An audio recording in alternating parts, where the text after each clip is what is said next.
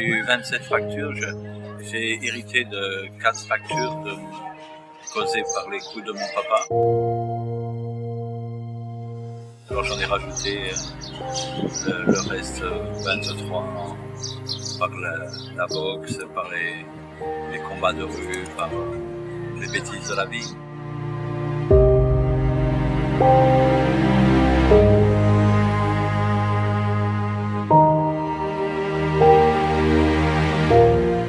Mon premier contact avec un éducateur, après 3 ans d'hôpital, il a regardé mon dossier et il a parlé au dossier. Il a dit: qu'est-ce qu'on va pouvoir faire de cet enfant?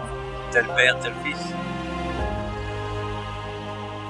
Et ces mots-là, ils ont été plus méchants que de mon papa.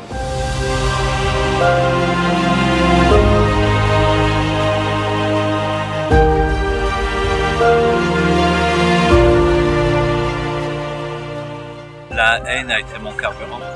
Je m'étais dit: je n'oublierai jamais et je ne pardonnerai jamais. Et ma seule communication, c'était beaucoup la bagarre, l'action, la boxe, la violence. Chaque fois que je me battais, j'imaginais mon père devant moi, et c'est pour ça que je gagnais, parce que ma violence était démultipliée.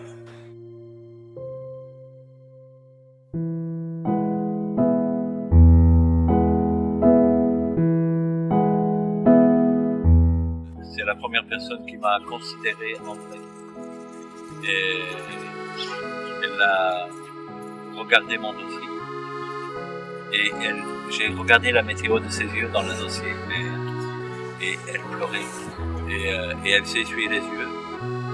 Et elle m'a dit: jeune homme, que voulez-vous? Et j'ai dit: madame, donnez-moi ma chance. N'importe quoi. Et je vais gagner pour vous. Et si aujourd'hui je suis sculpteur, c'est grâce au juge. Quand je vois un être humain qui n'est pas bien dans son cœur, dans sa vie, je le regarde comme un caillou. Je me dis: il peut devenir beau. Chacun de vous ici, vous êtes une merveille du Big Boss. Chef-d'œuvre. Et ce n'est pas une imitation de ce que vous êtes.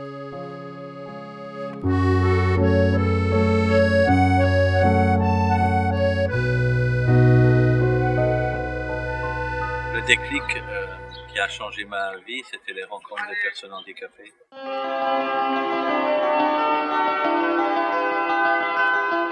Vianney m'a pris la main et il m'a dit comme un secret d'amour. Il m'a dit: je n'aime pas quand tu donnes des claques. Vianney a été le premier qui a apprivoisé ma violence. Donc si je connais Jésus, c'est grâce à un garçon comme ça. Il m'a dit: tu viens voir Jésus avec moi? J'ai dit oui. Et pourquoi? Parce que je pensais que j'allais voir un Portugais. Parce que moi j'avais un ami qui était maçon et qui était portugais. Et les personnes handicapées, ils parlent de Jésus comme d'un ami. Mais du coup, je ne pensais pas qu'on allait voir Fils de Dieu. Dieu me connaissait. Et que moi je ne le connaissais pas, mais que lui me connaissait. Et j'ai vu toutes les personnes que le Big Boss avait mis sur mon chemin. Et il n'a pas attendu que je lui parle et que je le connaisse pour prendre soin de moi.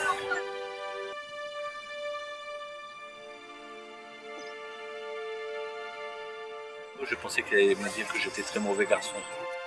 Et il m'a dit: tu veux le pardon de Jésus? Et je ne savais pas ce que c'était. Alors je lui ai dit: mais ça sert à quoi? Et il me dit: ça peut faire du bien. Et ce prêtre, je ne sais pas pourquoi, je faisais 75 km souvent en moto pour dire bonjour au prêtre. Et à chaque fois, il me dit: tu ne veux pas le pardon de Jésus? Et je n'ai jamais refusé.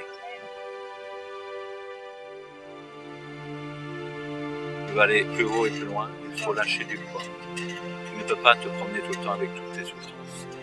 Le premier pardon n'était pas de pardonner à mon papa, mais c'était de me pardonner à moi. Parce que mon pire ennemi n'était pas la violence de mon papa, c'était ma mémoire. Elle me séquestrait. Deuxième pardon, j'ai voulu pardonner à mon père. Et c'était un rêve d'être papa, mais c'était pas si simple. Et du coup, j'avais peur d'être très mauvais papa. Très grande peur. C'est le jour où j'ai parlé à Dieu, dans le Notre Père. Les gens normaux disent Notre Père, mais moi je sais, mon papa chéri, qui est aux cieux. Et le jour où j'ai pu dire ça à voix haute, dans ma voiture en conduisant. C'était le jour où je pouvais enfin devenir fils. Et du coup, je n'ai plus peur d'être papa, pas seulement biologique. Mon rosaire est devenu ma respiration chrétienne. À force de le dire, de le répéter. Et il est devenu comme un battement de cœur. Et à force de dire mon rosaire tous les jours, un jour j'ai découvert que ma mère, elle avait osé dire oui, comme la Vierge. Elle n'était pas obligée de me donner la vie, ma mère. Comme la Vierge n'était pas obligée pour Jésus. Je n'ai pas choisi mes parents, mais Dieu les a choisis pour moi. Ce n'étaient pas les parents idéaux dans ma tête. Mais aujourd'hui, je dis que Dieu ne s'est pas trompé. Pourquoi? Parce que je suis un homme heureux aujourd'hui. Il fallait le oui de ma mère et aussi de mon père. Donc merci d'Écosse, de mon vie et de mon aujourd'hui.